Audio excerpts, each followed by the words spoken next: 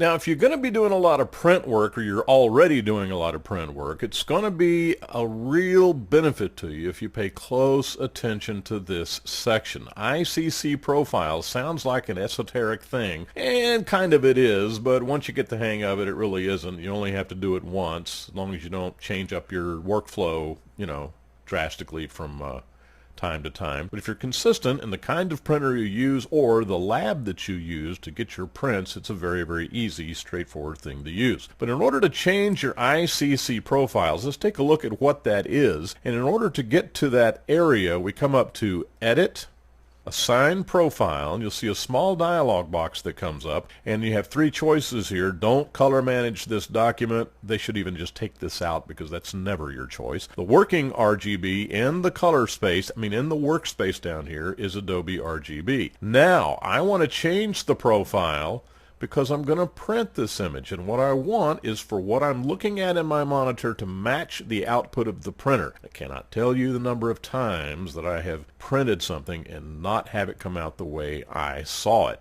So, word to the wise, if you want to save money by not having to get your prints looking the way you want them by trial and error, check this out. Look at all of these ICC profiles. Now, this Canon MX870 is just my everyday workday $150 printer. It's a scanner, it shines your shoes, it picks up your laundry, and does everything.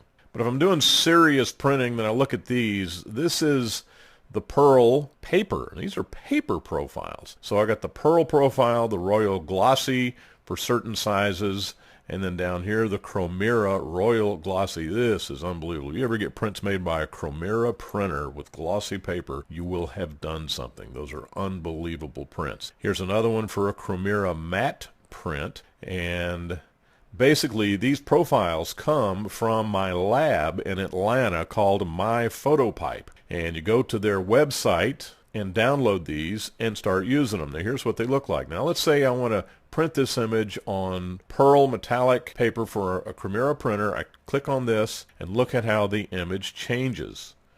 Let's go to another one. How about the Royal Glossy? It changes as well.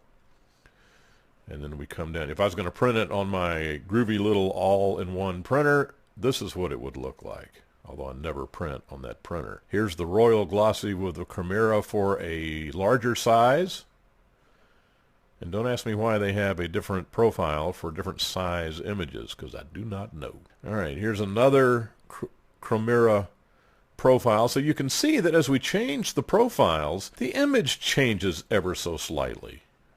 That's not ever so slightly. How would it be if you thought you were sending out a print that looked like this and it came back looking like this? You would not be happy, and it would not be their fault, and you would have wasted your money, not to mention time. So what do? Well, you assign the profile to the image, hit OK, then do your adjustments on the image.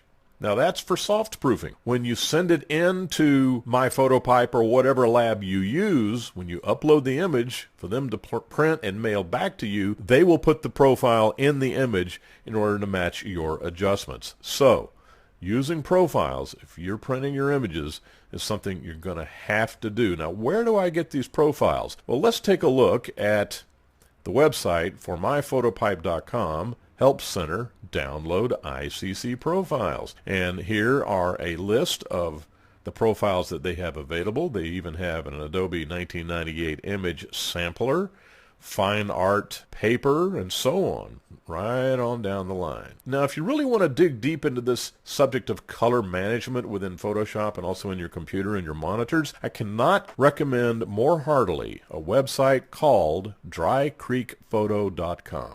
Any and everything you want to know about color management, profiles, monitor calibration is in this website. And one of the great things they used to do is do custom print profiles. Now, they've suspended that service as of this writing because of demand.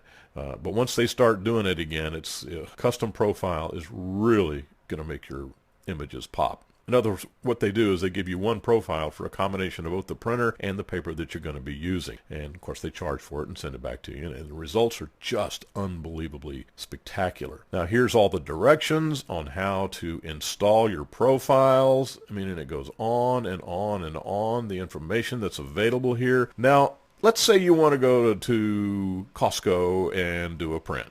Now, I'm not going to get into an opinion about Costco, but I have to say that for $8, your 20 by 30 poster that you get at Costco ain't bad. And if you want to get the best possible results out of that, then you come to the state, and I'm going to go down to Fresno here and take a look at what they have. And they've got the profiles for 2 of the Costco locations in Fresno. I mean, look at this. Fuji Crystal Archive paper in a Costco? Anyway, you download these profiles, install them, and then your prints will look that much better. Also, there's profiles in here for the Noritsu printer they have at Horn Photo. I'm probably in there twice a day, 7 days a week. You can go to the town. You can go to a specific store and download the profiles for whatever you're going to be doing. And so I guess the bottom line is Dry Creek Photo, the center of the universe for information on ICC profiles and how to use them. Also information on monitor calibration as well. So don't discount this whole process of monitor calibration and ICC profiles. I know it's boring. I know it's technical. I realize it's a pain. But once you get it all set up, your results are going to be spectacular.